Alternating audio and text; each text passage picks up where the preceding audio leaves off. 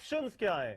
आपको क्या लगता है? हमारे हमारे जब कंट्रोल लाइन पे इस तरह की खिलाफ वर्जियां हो, माइंडसेट का इश्यू हो, एक मुसलसल टेंशन बनी रहे, हम क्या कर सकते हैं? किस तरह से जवाब दिया जा सकता है? देखिए, सबसे पहले तो इस सब के जो मकासद हैं, जो भारत जो कर रहा है, वो हमें समझने की ज़रूरत है हर लेवल पर। और सबसे ज़्यादा जो हमारे लीडरशिप है उसको समझने की ज़रूरत है। बेसिक इशू भारत से ज़्यादा मैं समझता हूँ हमारे अपने जो इंटरनल कॉन्फ्लिक्ट्स हैं या हमारे थॉट प्रोसेस में कंट्राडिक्शंस हैं, वो बहुत ज़्यादा हैं। तो जब ये हमारी लीडरशिप इस मसले पर क्लियर हो जाएगी तो फिर इसके बाद बहुत सारे ऑप्शंस हैं।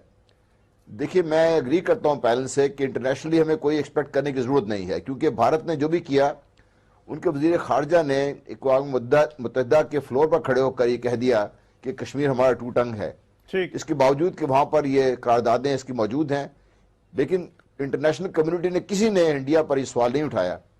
तो हमें बड़ा वाज़ेह है इस बात पर कि कोई दुनिया की कोई ताकत इस मसले पर हमारे साथ नहीं देगी।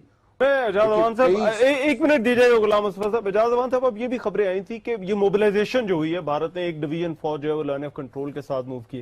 ये जो खतरे की बात हम कर रहे थे, अब से पहले तो बहुत ज्यादा बात हो रही थी, जंग का खतरा मौजूद है। आप समझते हैं वो खतरा अब भी मौजूद है?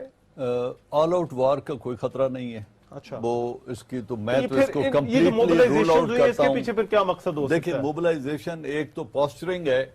अच्छा, अपने लोगों को और यूपी के इलेक्शन के लिए एक माहौल क्रिएट करने को, और अपना हिंदुत्व का जो बैगेज जिसकी जल मुस्तफा साहब ने बात की थी, उस बैगेज को सपोर्ट करने के लिए वो अपने लोगों को एक तासर देने चाहते हैं कि हम इंटिमिडेटेड नहीं हैं और हम अपना डिवीजन मूव करके एक एग्रेसिव पोस्चरिंग कर रहे हैं। इससे बढ़ के अक्रॉस आने की वो जुर्रत कर ही नहीं सकते। इसकी कोई पॉसिबिलिटी नहीं है। मैं इसको ऑल आउट, मगर इसका फिर वो कह रहे, अब कहा यह जा रहा है कि अगर वो मोबिलाइजेशन तो दोनों तरफ होती है तो फिर हमारा ऑपरेशन ज़रबे-आज मुतासर हो सकता है। अगर हम ऐसी कोई बात नहीं है, ज़रबे-आज मुतासर नहीं हो सकती है कि आप, और एक डिवीजन जो है इट इज पीनट्स भी नहीं बनते। अगर हम इंडो पाकिस्तान उसमें देखें कि जो साइजेस हैं हमारी फोर्सेस के, हमें पता है, हम सब जनरल्स बैठे हैं कि एक डिवीजन एक छोटे लेवल की टेक्टिकल फॉर्मेशन है जो कुछ भी नहीं कर सकती। अच्छा, हाँ, वो ऐसा कोई इम्पैक्ट क्रिएट नहीं कर सकती जिस पे मुल्क को अपनी पॉलिसी बदलनी पड़ जाए। एक बात। दूसरा, उसको इतना बेफिटिंग रिस्पॉन्स मिलेगा इस हरकत का कि जिसकी कीमत वो अदा नहीं कर सकते। अब आप बात कर रहे थे हमें करना क्या चाहिए। I 100% agree with general Naeem Khalid.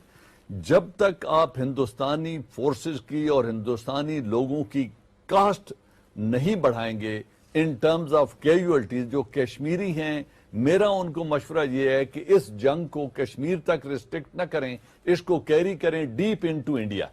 Delhi में जाएं, बॉम्बे में जाएं, जो उनके साथ जुल्म हो रहा है उसकी कीमत वहां जब तक इंडिया पे नहीं करेगा और उसमें अपनी जंग को ये मेन लैंड इंडिया में खुद कश्मीरीज कैरी नहीं करेंगे, उनके ऊपर मजालिम हमारे चीखने चिल्लाने से बंद नहीं होंगे। मैं खालिद साहब, ये जो बात है, अब डिफेंस पॉलिसी पे आ जाते हैं ना, क्या हमारी डिफेंस पॉलिसी में कुछ और चेंजेस करने की? हमें तो पहले तनकीद की जाती है कि हमारी इंडिया सेंट्रिक पॉलिसी है सारी की सारी।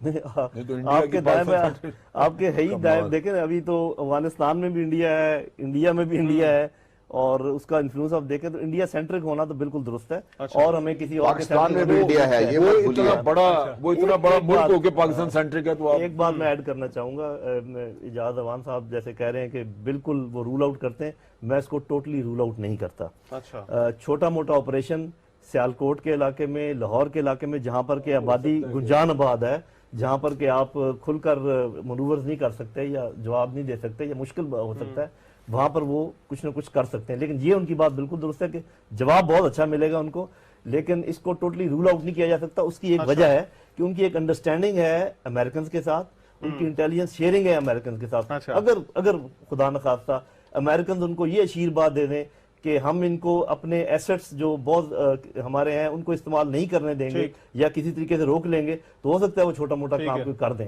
लेकिन जब करेंगे तो जवाब डेंजर। पहली बात कि कश्मीर की आजादी का आज माहौल जो शुरू हुआ है वो बड़ा अच्छा है, लेकिन ये आपको आजादी दिलवा नहीं सकता। अच्छा, कश्मीरियों में अपने अंदर अभी वो एलिमेंट्स मौजूद हैं जो इंडिया के साथ हैं। कश्मीरियों में वो एलिमेंट मौजूद हैं जो आजादी टोटली इंडिपेंडेंस चाहते हैं। ये कश्मीरियों ने अभी शुरू किया है कि उन एलिमेंट्स का उन्होंने सोशल बाइकआउट करना शुरू किया है। ये टाइम विल कम जब वहां महबूबा मुफ्ती हुकूमत नहीं बना सकेगी। ए टाइम विल कम जब फारूक अब्दुल्ला नहीं बना सकेगा। ए टाइम विल कम जब इंडिया वहां इलेक्शन नहीं करा सकेगा। ये सूरत हाल जब वहां पे होगी, डेमोक्रेसी का गुब्बारा फट जाएगा, तो फिर आप देखेंगे कि वहां सिचुएशन मुख्तलिफ होगी। अच्छा, एक बात मैं और कह दूं, आप वहां पे जो मर्जी मूवमेंट चला दें, जो चाहे कर दें, आप इंडिया के खिलाफ लड़ सकते हैं, लेकिन आपकी आस्तीनों में सांप, जो अपने मुल्क में आपकी सफों में दुश्मन, जो आपको यह भी नहीं कहने देते कि इंडिया टेररिस्ट स्टेट है और टेररिज्म करवा रहा है, जो उठ के इतनी बात आपके मुल्क के लिए नहीं कर सकते कि उसको जवाब ही दे सकें, वो माजरत खाना रफैया, उफा में जाके कश्मीर का नाम नहीं लेते, असल दुख वो है, उनका कुछ उसको कौन एड्रेस करेगा। मैं वेरी ब्रीफली गुलाम मुस्तफा साहब फाइनल कमेंट, फिर एजाज अवान साहब। गुलाम मुस्तफा साहब फाइनल कमेंट। वही मैं बात कर रहा था कि भारत में भी है, अफगानिस्तान में भी आ गया है, बांग्लादेश में बैठा हुआ है, पाकिस्तान के अंदर भी है। पाकिस्तान के अंदर से भारत को निकालना होगा, बड़ा क्लियर है, और हम बॉय स्काउट्स नहीं है।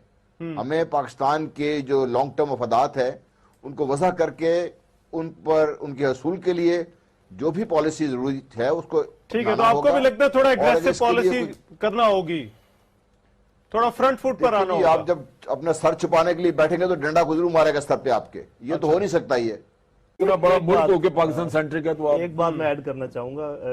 इजाज अवान साहब जैसे कह रहे हैं कि बिल्कुल वो रूल आउट करते हैं, मैं इसको टोटली रूल आउट नहीं करता। अच्छा, छोटा मोटा ऑपरेशन सियालकोट के इलाके में, लाहौर के इलाके में, जहां पर के आबादी गुंजान आबाद है, जहां पर के आप खुलकर मनूवर्स नहीं कर सकते या जवाब नहीं दे सकते या मुश्किल हो सकता है, वहां पर वो कुछ ना कुछ कर सकते हैं। लेकिन ये उनकी बात बिल्कुल दुरुस्त है कि जवाब बहुत अच्छा मिलेगा उनको, लेकिन इसको टोटली रूल आउट नहीं किया जा सकता। उसकी एक वजह है कि उनकी एक अंडरस्टैंडिंग है अमेरिकन के साथ, उनकी इंटेलिजेंस शेयरिंग है अमेरिकन के साथ। अच्छा। अगर खुदा न खास्ता अमेरिकन उनको ये आशीर्वाद दे दें कि हम इनको अपने एसेट्स जो बहुत हमारे हैं उनको इस्तेमाल नहीं करने देंगे या किसी तरीके से रोक लेंगे, तो हो सकता है वो छोटा मोटा काम कर दें।